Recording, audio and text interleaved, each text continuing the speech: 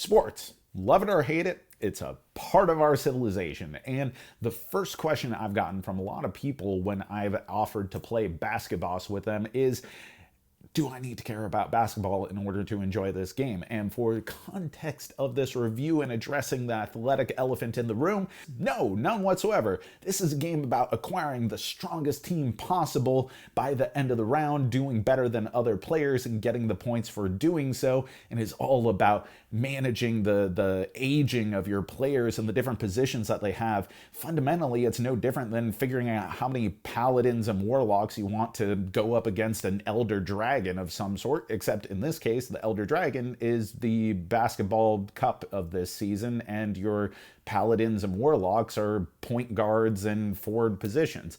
So with all that in mind, let's talk about what is BasketBoss, one of the most accessible and straight to the point auction games I've ever played. So the game, this is, as I said, an auction game. Each of the game's 6 rounds are going to have players auctioning on new players that they can recruit to their team, so that way they can have the most stars revealed after that auction is completed. The player who has the most stars in combination of their revealed players, as well as any augmentations based off of the special conditions of this season, which can vary from game to game, as well as a bonus star for each different color or position type that your team has covered, then awards for this season are doled out.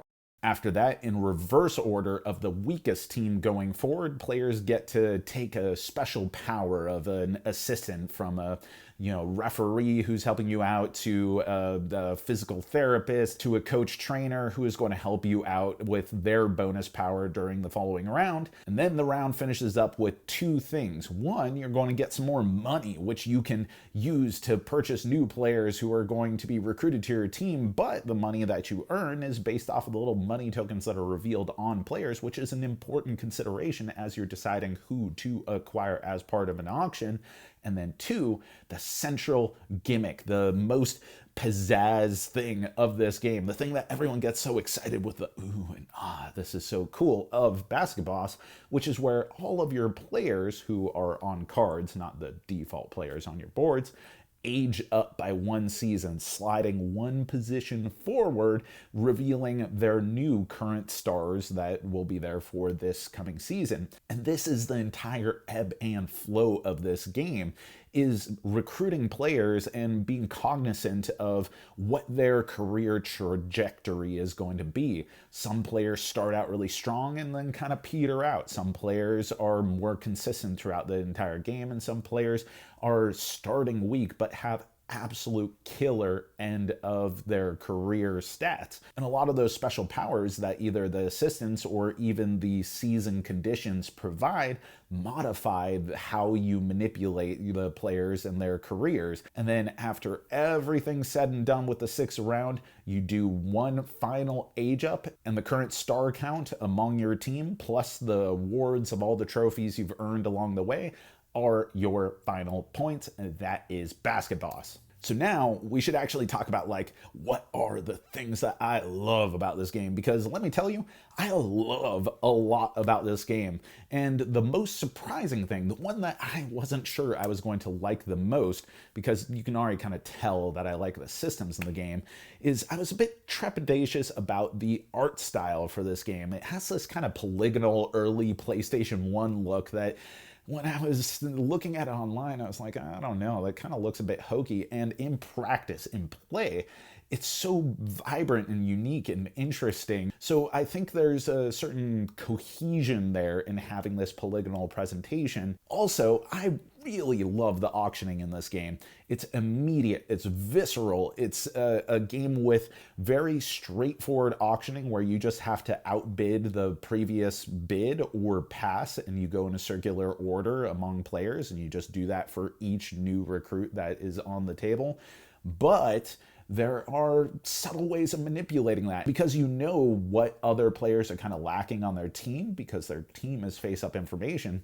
You can kind of goad people into something. It encourages a lot of table talk, a lot of interactivity, and is very simple and approachable. And how could I not love the aging up mechanism? I mean, this to me is really the kind of polish that I think Board Game Tables is going for in a lot of the newer games that they have coming up, and that it's such a smart intersection of a thematic immersion, you aging up the players, witnessing them progress through their careers, along with an interesting component, which is the slotted player boards through which you age up the players by pushing the cards further in, and the important mechanical consideration that makes the meat of the game as you're determining, do you want to recruit new players, do you want to progress players, do you want to retire players by replacing them with new cards.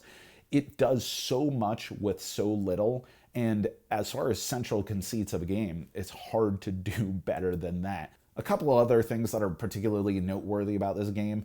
I love that the first and final round are fixed, but there being a lot of different season cards that could be mixed into the second through fourth season, giving unique effects. It's both thematic and it gives a little bit more mechanical intrigue and replayability to the game. Also, component-wise, it's just a great presentation, really solid, really chunky components, particularly that money is super good. And even though the trophies are really nice in this as far as being bright and visual and great presentation, the premium upgrade that's available through the metal trophies is all that much cooler. And if you like this game and you want to keep it in your collection, as I plan on doing, the metal upgrades are pretty snazzy and I think pretty worth it. Now, as far as what doesn't work about this game, well, there's not much to say here. I think the only thing that I really want to mention as far as kind of pitfalls of this game, like direct criticisms, because I think it succeeds in pretty much everything that it sets out to do. As far as what doesn't work, it's a 2 to 5 player game, and 2 player is a bit of a zero-sum game because there's no point allocation for second place. So either you get the points in the round or you don't. And the dynamic auctioning doesn't work quite as well in a 2-player game. I do intend on playing it more 2-player. I've played it 2-player, and I think it's fine, and my wife and I play a lot of games together, and I think this is going to be in rotation, but I do think that this is a best at 3 and up game.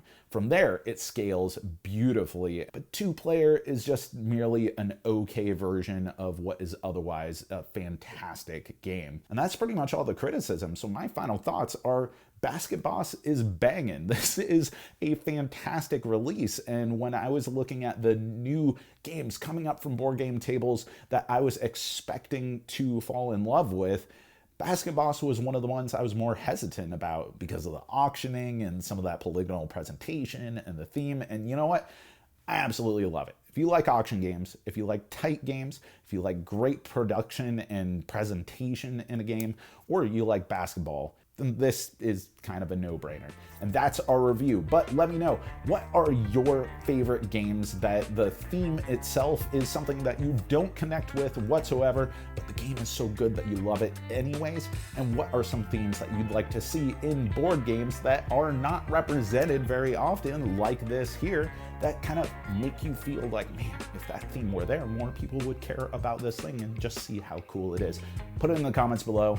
As always, thanks for watching, thanks for supporting, thanks for being an awesome community. You know, I've been Jack for the Cardboard Herald.